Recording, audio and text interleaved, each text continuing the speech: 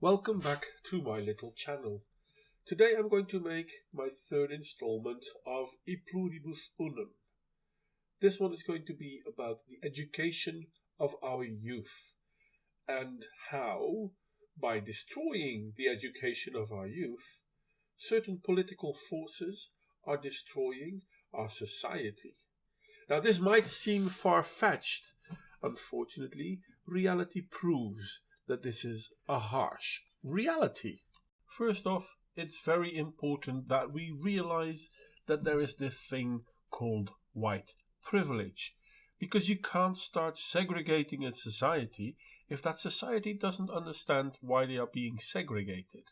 Now remember that during the years of the civil rights movement, society did just about everything they could to try and become unsegregated. People like Martin Luther King marched to make sure that segregation was a thing of the past. But what we see in our current schooling is that segregation is something which is coming back with a vengeance, and unfortunately pretty much because of the people that were once the victims of segregation. But now white people are made to be the victim. Whether that's justified or not is of no importance. Now, once we've established that there are schools with a predominant white population, and we claim that this is a big problem, we can then start focusing on schools where there are mixed classes, and basically tell the white people how they're still a problem. And we want to do this as young as possible, because if you indoctrinate a child with a certain belief system, they are more likely to cling on to it when they grow up. And this is exactly what is being done to our children. Now, I'm never a big fan of the concept of the sin of the father, but that's basically what this is. You're white, you're of white heritage, someone of white heritage did something bad, therefore you are bad. That's about as honest to say you're black, someone of black persuasion broke into my house, therefore you are bad. Or, even funnier, you're an Arab used to have slaves, therefore you're a slaveholder. Now, don't get me wrong, I have no problem with black people or Arab people as such. I mean, there are very good black people, there are very good Arab people. There are also very good white people. The concept of saying all of them are bad because we think some of them are bad is beyond idiotic. Yet basically that's what's being told here. You're white, you're privileged, you're a problem. How is this going to integrate our society with our differences? What we are doing is we're creating basically stumbling blocks for society to crumble upon, because we don't want to be put together. We want to be segregated. And it already starts at kids' school. But it continues into higher education. Look at this. In the last, let's say, 2 years, we've seen an increase in incidents where black students are actually demanding safe spaces and segregation.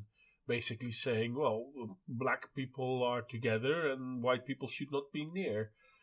And we seem to think that this is acceptable. People are actually talking about this shit. Don't get me wrong, I feel that black students should be as safe as white students on university campuses and college campuses. But they should not be segregated, and they are actually asking for their own segregation. And why is this a bad thing?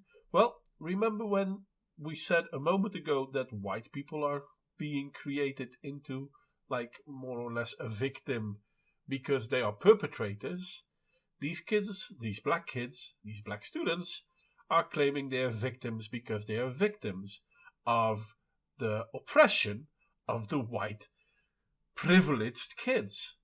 So at the same time that the privileged kids are being, well, basically told that they are the bad ones, the black kids are telling everyone that they are the victim. But there is no problem here. There is only the problem that is being created by trying to, well, kill diversity. That's the thing. There is no Pluribus Unum because all groups feel, no, we shouldn't be working together. And white people are made to think that they don't want to work together and it's all their problem. And black people are saying we don't want to be together with white people. Not all, hashtag not all, because there are plenty of white people who recognize the bullshit for what's going on, and there are plenty of black people who recognize the bullshit for what it is and it's going on. Organizations like Black Lives Matter do not have a lot of black people supporting it. There are some, don't get me wrong, quite a few, but most black people are not supporting Black Lives Matter because they recognize that it's a segregatory bullshit movement. There are more white people supporting Black Lives Matter than there are black people. But whenever there's a protest, well, hey, the white people, they have to go to the back because they have to be good allies. But there is no good ally thing. Either we are all in it together or we're not. And according to black students demanding segregation and safe spaces, we're not in it together. According to Black Lives Matter, we're not in it together. But it gets funnier than this. 1 second. Evergreen State College has created this thing called Day of Absence and Presence. And it's an event to let people be aware of the fact that black people and white people have different things on college campuses. And therefore, white people are not allowed to be on college campus for a day.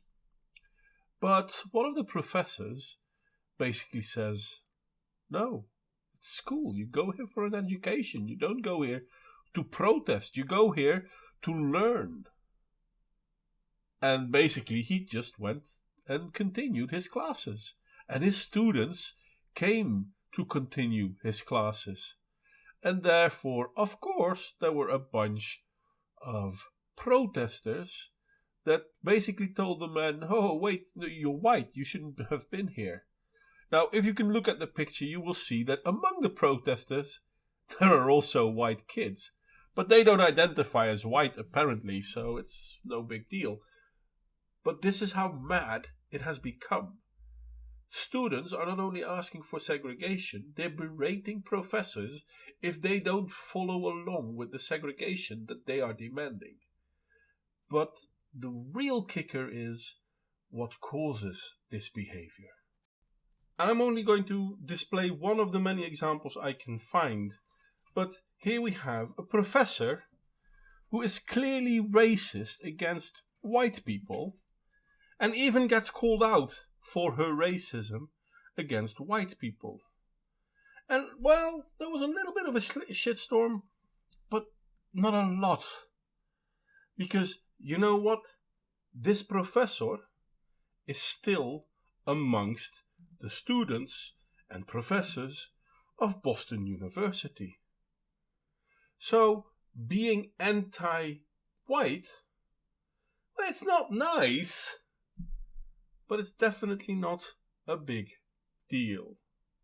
Now, who'd have thunk that? I will not lie though, one of the reasons why I brought this one up as an example is not only because she's a black woman, but also because she identifies herself as a feminist. And feminism is, as so many of you might already know, a thing I have a problem with. Feminism is shaped from neo-Marxist thinking. And what we see in our education all over the Western world is that neo-Marxism and communism have found their way into our higher learning. And not just our higher learning, but the offshoots of their ideology we can now find in our kids' school. So when I started at how white segregation is happening and how white children are made to feel bad for being white, we can see this basically going all the way to the top. But it started at the top, So basically it's going all the way back to the little kids. And a lot of these people that do this, we will find are, well, I'm sorry, neo-Marxists, feminists, or communists, or they tend to have ideas linked to the three I mentioned earlier. And we are indoctrinating our kids with, hey, either you're a victim or you're a perpetrator. Now, if you're a perpetrator, you're a bad person. But if you're a victim, you can't help it. Neither of these two are true. We need to teach our kids that we are one amongst many. And out of the many, we become one again. Our schools are teaching our kids, no, segregation, that's a good thing. Segregation on skin color, racial differences, gender, sexuality, doesn't matter. All forms of segregation are good. Because, well, that's basically what communism is all about. That's basically what Marxism is all about. You have to have an enemy, and that enemy has to be destroyed. And once you start recognizing that that enemy isn't really there, they lose all power over you. And that's why it's so scary that Saida Grundy hasn't been fired. But then again, we have many professors with the same twisted ideologies and the same twisted thought patterns. But they are teaching our youth. And with that, we are undermining our own future. And if we don't stop this, it will bite us in the ass. It really will. And just to show how stupid it is, I'll give you one more thing. I will read this quote from Noel Ignatieff. And I can understand if people believe it's not an actual quote, but from what I found, it is. And imagine that this is being said about any other race than the white race. And there is no white race. I mean, there are several white races. But never mind that. Imagine that this would be said about the black race. But because it's the white race, you won't hear anyone peep. The goal of abolishing the white race is on its face so desirable that some may find it hard to believe that it could incur any opposition other than from committed white supremacists. Keep bashing the dead white males, the live ones, and the females too, until the social construct known as the white race is destroyed. Not deconstructed, but destroyed. How vile is this? But this is the bullshit that comes from a Marxist background. Had it been any other race in that line, the world would have been too small. Everyone would have exploded. But because he says white, it's not nice, but who cares? Well, I care. Because it shouldn't be any race that needs to be destroyed. The whole idea of Pluribus Unum is together we are one. Out of many, one.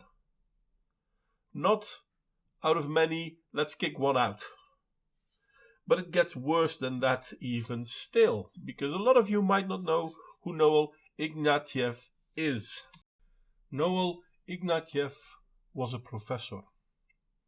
Now eventually he got fired because he got his panties twisted over buying a toaster, which really is true. I mean, you should look it up. It's beyond stupidity. Anyway, but he was allowed to say shit like this. The key to solving the social problem is our age to abolish the white race.